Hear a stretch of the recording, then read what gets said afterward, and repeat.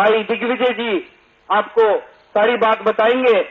उससे पहले बस 2 बातें बोलकर मैं मेरी वाणी को विश्राम दूंगा कि मेरे जितने युवा साथी आज हम इस गांव में बैठे हैं, हमने एक ऐसा काम कर कर एक ऐसी दबंगइयों की रात को ठोकर मारकर एक समाज सेवी पार्टी को, एक समाज सेवी कैंडिडेट का हाथ थामकर विधानसभा में जाने का काम करना है। और 2 बातें बोलकर मैं मेरी वाणी को विश्राम दूंगा कि दबंगई का चश्मा तोड़ा, हाथ का साथ छोड़ा, दबंगई का चश्मा तोड़ा, हाथ का साथ छोड़ा, कमल का फूल खिलेगा और ऐलनाबाद में भाई गोविंद कांडा जीतेगा। धन्यवाद।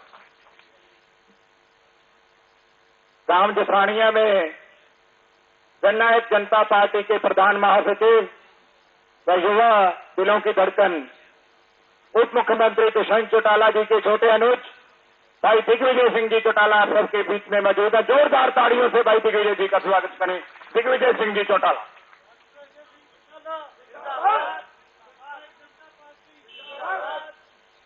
परम आदरणीय जसरानिया गांव की इस चौपाल में मेरे सम्मानित बुजुर्गों, घरों में मेरी आवाज सुन रही मेरी माताएं बहनें और देश का भविष्य हरियाणा की शान नौजवान युवा साथियों, मेरे साथ चल के आए भाई धवल जी और दोनों ही पार्टियों के सभी सम्मानित वरिष्ठ नेतागण, कार्यकर्ता साथियों, इलेक्ट्रॉनिक मीडिया, प्रिंट मीडिया के साथियों, आज आप लोगों ने चुनाव के इस रण में जेजेपी बीजेपी के संयुक्त रूप से उम्मीदवार गोविंद कांडा जी के समर्थन में यहां पहुंच करके पुष्प रूपक माला देके, आशीर्वाद देके हमारा हौसला बढ़ाया। जैसा हमारे बुजुर्ग कह रहे थे, तो यहां से कोई दिक्कत नहीं आने देंगे, कोई कसर नहीं आने देंगे। ये आपने ताकत देने का काम जो गठबंधन के कैंडिडेट को किया, मैं इसके लिए आप सबका बहुत बहुत आभारी हूं, धन्यवादी हूं, याद अदा करता हूं। सम्मानित बुजुर्गों, नौजवान दोस्तों, वैसे तो इलेक्शन 5 साल में होते हैं, मगर बाई इलेक्शन क्यों इस बार हो रहा है 2 साल बाद, ये आप सब मेरे से भली भांति जानते हो। मेरे चाचा जी ने, अभय सिंह जी ने इस्तीफा ये कह के दिया था कि मैं विधानसभा का मुंह तब तक नहीं देखूंगा जब तक 3 कानूनों को रद्द ना करवा दूं। आई बात ही इंडियन नेशनल लोकदल के हमारे कार्यकर्ता ये कहते हैं कि अभय सिंह तो जबान के धनी है, अपनी बात से कभी मुकरा नहीं करते। कानून तो रद्द नहीं हुए, औचित्य ये बनता था कि अभय सिंह खुद ना लड़ करके मेरी चाची को लड़वा देते, नहीं तो मेरे 2 भाई हैं छोटे, करण और अर्जुन, वो चुनाव लड़ते। मगर जैसा कि उनका स्वभाव है, वो अपनी बात पर अडिग नहीं रहे, उंगली कटवाकर शहीद होना चाहते। सम्मानित बुजुर्गों, नौजवान दोस्तों, पीछे उन्होंने ये कहा कि मैं, अब लोगों ने पूछा दोबारा, आप दोबारा क्यों चुनाव लड़ रहे हैं, जबकि आपने कहा था कानून रद्द नहीं हो, तब तक जाऊंगा नहीं। तो उन्होंने ये बात कही कि मैं इसलिए जा रहा हूं कि मैं कानून रद्द करवा सकूं। किसी पत्रकार ने पूछ लिया, भाई फिर भी रद्द नहीं हुए तो फिर क्या करोगे? बोला फिर इस्तीफा दे दूंगा। तो सम्मानित बुजुर्गों, नौजवान दोस्तों, आप सब भली भांति जानते हैं सारी बातों को, आज के हालातों को। अब तो 3 साल बचे हैं, 3 साल में 1 सीट इंडियन नेशनल लोकदल या अभय सिंह जी जीत जाएं, उसका कोई ज्यादा सा फर्क नहीं पड़ेगा। एमएलए तो बन जाएंगे, मगर वो सरकार नहीं बना पाएंगे, ना ही मुख्यमंत्री बन पाएंगे। 17 साल आपको हो गए, 10 साल हुड्डा जी के राज के, 7 साल ये। कामों की बहुत कमी है। चौटाला साहब के राज में अपने को संभाला करता, उसके बाद तो कोई अपनी पूछ नहीं हुई लाके, इस बात को भी सहमत होगा। इसलिए मेरी आपसे गुजारिश है, विनती है, निवेदन है कि अब बड़ा सुनहरा अवसर आया। 3 साल सत्ता में हिस्सेदारी डाल के मुख्यमंत्री और उप मुख्यमंत्री की कुर्सी के साथ में आपके एमएलए की कुर्सी लग जाए, तो ये जो बैकलॉग है, ये अपना सारा का सारा पूरा हो जाए। इसके लिए मैं आपसे गोविंद कांडा जी के लिए निवेदन करना है। बाकी सारी बातों से आप वाकिफ हो। इंडियन नेशनल लोकदल में जब हम सारे थे, 2013 से पहले जब चौटाला साहब को सजा हुई, तो सारी की सारी जिम्मेवारी अभय सिंह जी पर ही।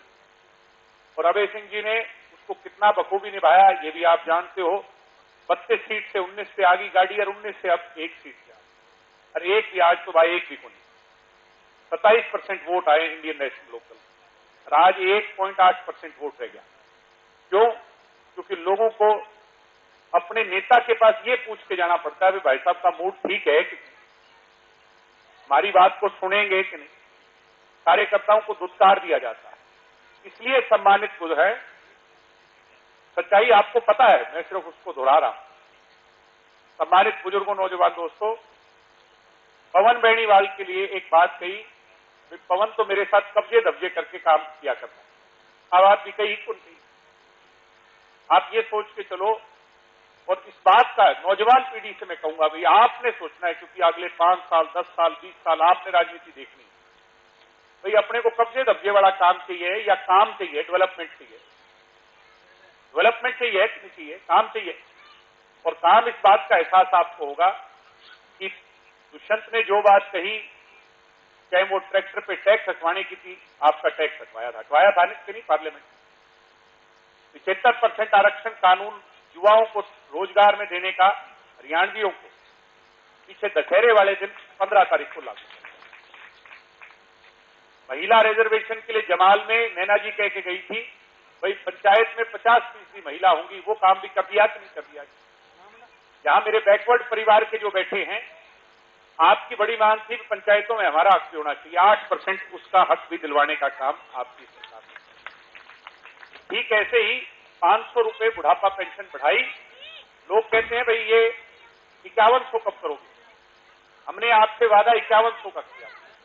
500 इसलिए क्योंकि हम अपने दम पे सरकार में नहीं है, 10 सीट से बलबूते सरकार है। मगर ये वादा आपसे है, जसानिया गांव में कह के जा रहा हूं कि 5वें साल जिस दिन वोट मांगने आपसे आएंगे 5100 पेंशन होगी उससे पहले। तो अपनी बात पर और काम पर अगर आपने वोट डालना है तो आप डालियो जेजेपी और बीजेपी वालों को, और भाई कब्जे दब्जे वाली बात पे वोट डालना है तो डालियो आप दूसरी।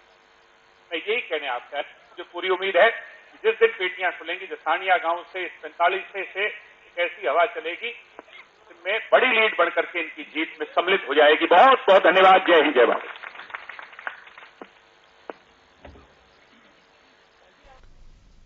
तो दिग्विजय चौटाला को आप सुन रहे थे, जो कि जसानिया गांव पहुंचे और उन्होंने अभय सिंह चौटाला पर निशाना साधते हुए कहा कि आपको अपने विधायक के पास जाने में डर लगता है, लेकिन अब जब नए विधायक बनेंगे तो वो बहुत सौम्य होंगे और आप बिना किसी झिझक के, रोकटोक के, बिना उनका मूड देखे उनके पास जा सकते हैं।